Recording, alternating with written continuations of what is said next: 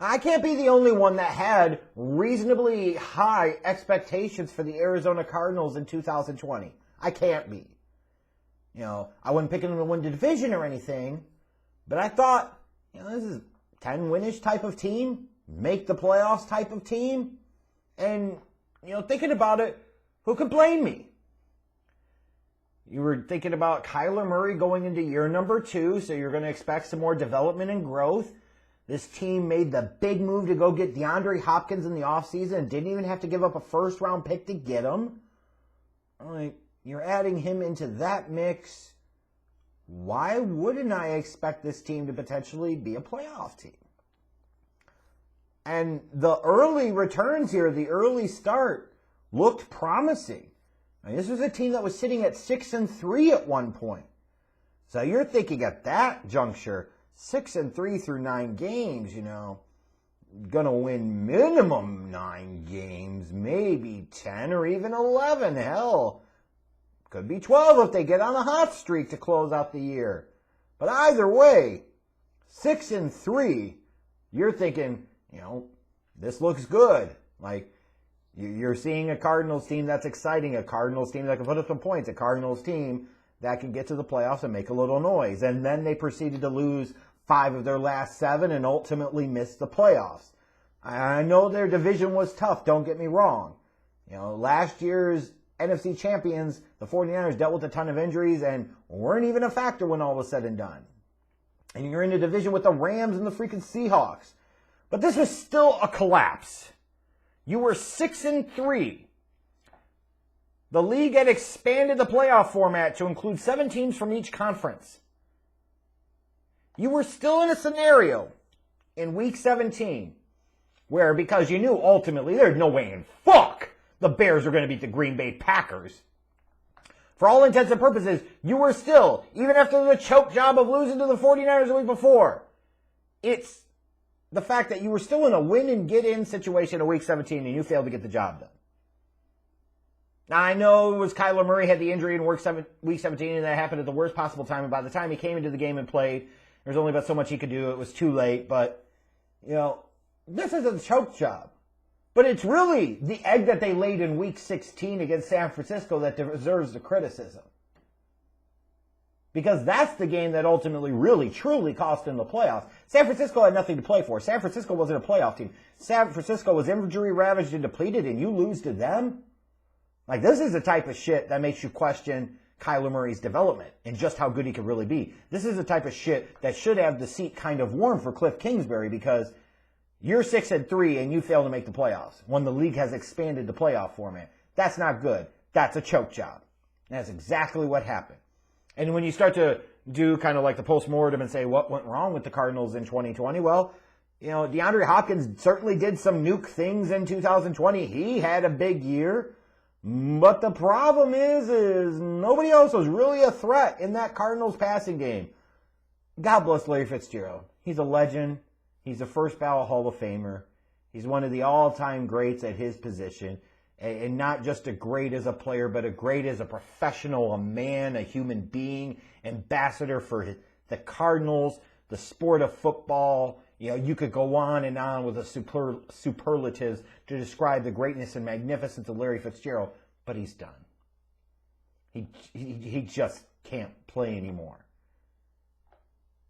It's nice to keep him around. It's nice to have that leadership there, but we all know the bitter truth that Father Time caught up to him. He's done. Christian Kirk's okay, but he's nothing special.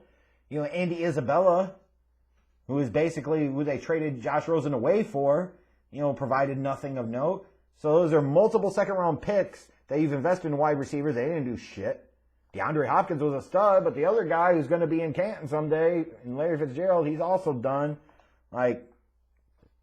You just didn't have a lot of threats and a lot of real weapons in the passing game. And your running game was very good with Kenyon Drake and Kyler Murray and Chase Edmonds. But the problem is that's only going to get you but so far. And at some point in time, you have to make big plays in the passing game. And at some point in time, you have to be able to move the ball consistently in the passing game. And I thought we saw a little bit of development out of Kyler Murray in year 2. But to me, it was a bit of a warning and red flag. I did not see nearly as much of progression as I would have liked to have seen as a passer. And I saw some moments of real inconsistency, some moments of shaky ball placement and accuracy and decision-making and field vision that make me wonder just how much Cliff Kingsbury can help Kyler Murray to develop into a top 10 NFL quarterback. Now, you may think that Murray's already in that category. I do not, because legs alone should not get you there. And I think, like I said, saw a little bit of improvement for year 1 to 2, but not nearly as much as was needed. Defensively, it sucks only having Chandler Jones for 5 games. That doesn't help. But you had Hassan Reddick, have the best season, I think, by far of his career. He put up 12.5 sacks. They were a solid defensive unit against the pass, but they really struggled against the run. Isaiah Simmons, who they had taken in the top 10, struggled to figure out his role in year 1, and his impact was limited. Not good when you're taking a defensive player in the top 10 and you're trying to be a playoff team. Like, you need those types of guys to come in and make early impacts. So now you go into this offseason for the Cardinals, and I think there are a bunch of questions. The Seahawks are probably going to be the Seahawks. The Rams likely will be the Rams. Maybe the 49ers will be improved just because of the fact that they'll be healthier. Like, what do the Cardinals do here? And they've got some notable free agents like Patrick Peterson. Is he gone? Larry Fitzgerald, probably retired. Kenyon Drake, he was a key part of your running game this past season.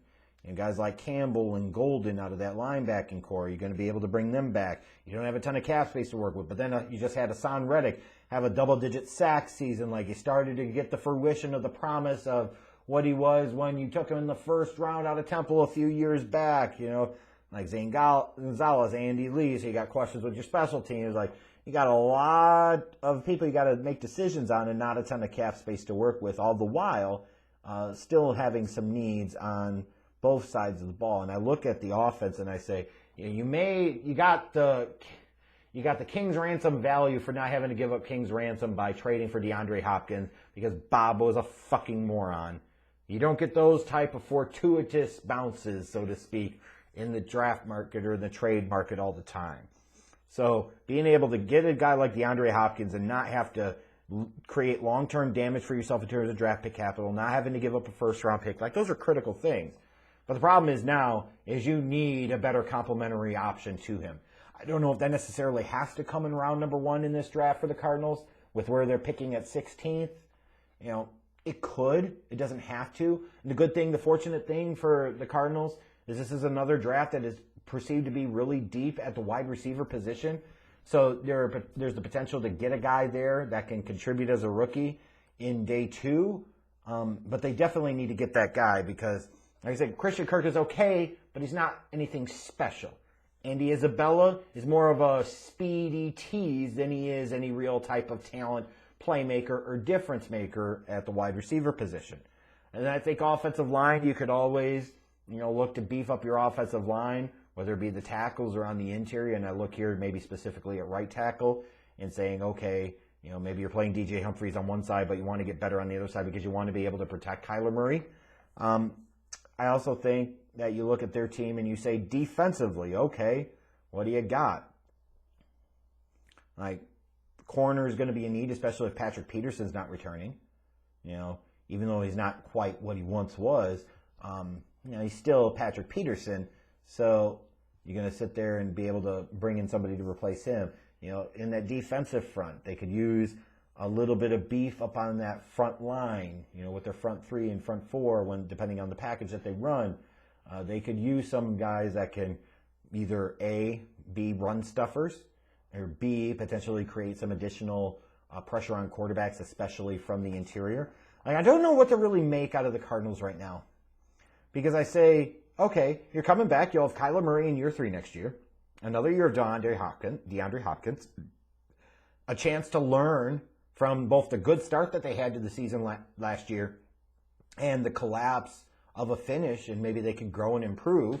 You hope, assuming they bring a Hassan Reddick back, that he'll play at a decent high level again. You'll maybe hopefully get more consistently out of an Isaiah Simmons. Like, it doesn't have to be all bad, but I don't know, man. Like, at the end of the day, they're only going to go but so far if Cliff Kingsbury can't help Kyler Murray to develop into more than what he is.